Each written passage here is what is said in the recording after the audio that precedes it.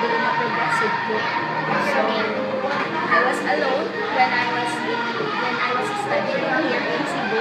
That's why I grew up and I was born in Manila. So I'm a Tagalog.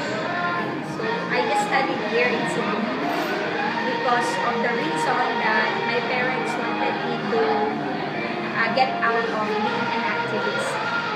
So we are very poor when I was still studying. Most of the time I joined contests just to have some money for my food and lodging here in Cebu. Like all contests in each department. Yes, all quiz week. I joined all quiz week because at the end of the quizzes there will be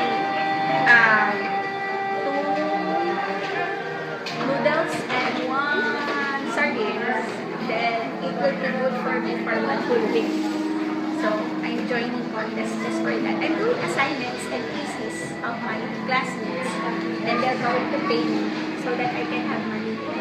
Because I don't have that luxury. Because I was not living with my parents. I was alone here in Cebu. So I was very dependent with the money that they are sending me. And because they are angry at me of being progressive, so they don't usually send money.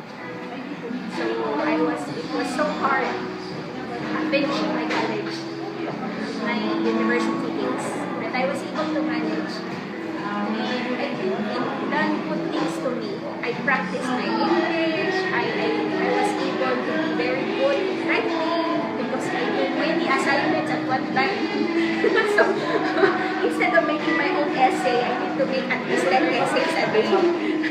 Just imagine all the English that I need to learn just to create 10 essays.